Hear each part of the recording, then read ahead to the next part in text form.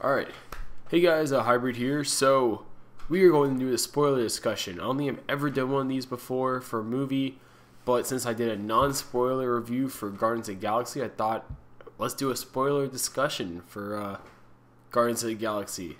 Yeah, so, wow, where do I start? This movie was filled with spoilers. And, I loved it. Obviously, I'll just get out of the way now. Yes, Howard the Duck is in the after scene credits. The second one, obviously, there's like one with Groot dancing, the "I Want You Back," and the second one is Howard the Duck, who's like making fun. He's not making fun of the Collector, but he's like wondering why the Collector is letting Cosmo lick him. If you don't know who Cosmo is, he's a dog in an astronaut outfit that the Collector also had in his collection. There's a Dark Elf in his collection. We got to see the history of the Infinity Stones, which was awesome. The reason why it was awesome is because we learn that basically, and this is actually really close to the comics, because the Infinity Gems were from a being that predated the universe. And then she split herself, her essence, so to speak, into the different Infinity Gems. Because she is basically like, I can't remember the full explanation for it, but it's actually Marvel Universe canon in comics.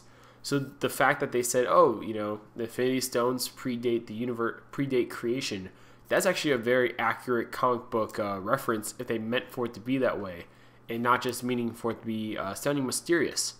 They showed a Celestial.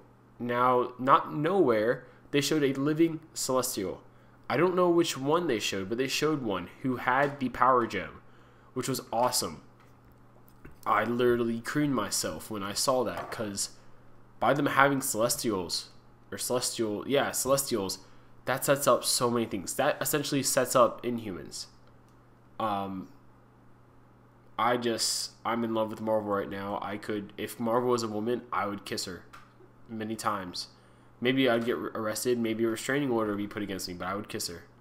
Because that's just how much fan service this movie by itself delivered, and really, it was awesome. They showed the Infinity Stones. I was really happy they showed them all.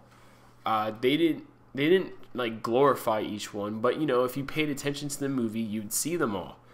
Basically, the Aether, which was in Thor: The Dark World, is the Reality Gem. A lot of people, including myself, initially thought it was the Power Gem. It is not. It's the Reality Gem.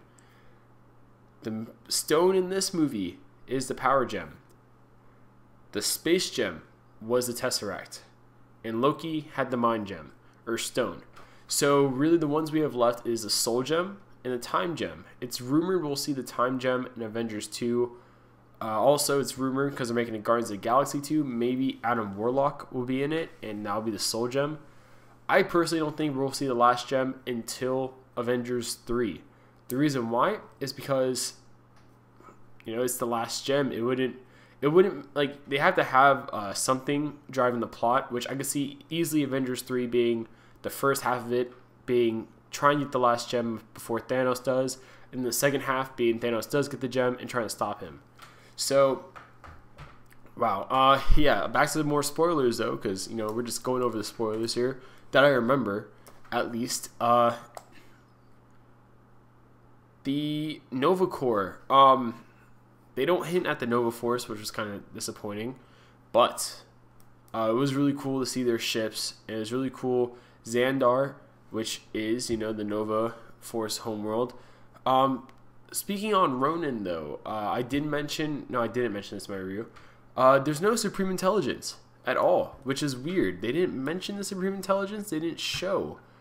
But it seemed that the Prime Minister for the Kree didn't seem to have much influence over the Kree. He totally just dismayed Nova Prime, totally just like gave the hand basically about anything regarding Ronan. So I do think the Supreme Intelligence is pulling the strings behind the Kree Empire secretly. That'd be pretty cool, I think, if they do a reveal about that. Ronan in general, I didn't really like the incarnation. I felt like he was lacking the honor of the comic book version, because he's a very honorable character in the comic book version. He follows Kree law. He handles out Kree law. He reminds me of Judge Dredd, kind of, in that sense. Judge Dredd follows the law. He handles the law. He's the law. Just like Ronan is the law, basically. He's the accuser. He's kind of like a judge with the Judge Dredd, kind of space Judge Dredd for the Kree. There you go. Yeah, I was hoping we get more references. I was looking for a Beta Ray Bill Easter egg. We didn't get one, sadly. Tear down my face. But all in all, Thanos. Thanos was really cool to see. Purple chin and everything. The purple shade was different from the Avengers one. The Avengers one was a darker purple shade. The one in this movie was a much lighter purple shade. All in all, though, he looked fine. I know you're probably like, oh, the shades. Oh, crap. The shades. No, hybrid. The shades. No, the shades are fine. He looked great. It looked kind of weird. It took you back a bit because, this is Thanos. And, you see him all the time in comics. And you see him in other media. So seeing him in live action is very different. But I think they did a good job not making him look really wacky, which they could have easily done. The other gets killed in this movie. Ronan just straight up, basically makes his head rotate around and kills the other. I'm sure Thanos will bring him back in some capacity. I don't see him being dead for long. He seemed like a very loyal henchman. He was very, very loyal to Thanos, telling people all the time to shut up and watch your tone to Thanos. Also, Yondu and his bow. Oh, by the way. They basically confirm the Marvel Now story for Starlord, that being Jason of Spartax is his father. They don't say it's him as the father, but they mention in the beginning that he's an alien. Then they mention later, they confirm it to Peter Quill that he is half, Earth, half human and half, another alien race. And then Yondu, it's revealed, was actually sent to take Peter and bring him to his father, which he ended up not doing, obviously. So yeah, I really am predicting Guardians of the Galaxy 2 will we'll get the revelation that Peter is royalty and is the prince of the Spartax bloodline. I'm calling it now. That's going to be the storyline, at least the main aspect of it. And I'm sure the villain's going to be Peter's father. And those butting heads, just like in Marvel Now, they had very different views on Earth, how to go about Earth as a whole, and things like that. So it's gonna be really interesting to see where they take it from here. Obviously, there's more spoilers and there's more Easter eggs. I just really, even though it's a spoiler talk and I've covered a lot of spoilers and a lot of cool stuff, I don't want to spoil it for you guys because it's such an enjoyable movie to watch. I'm sure 70s, 80s music is about to get a lot more airplay.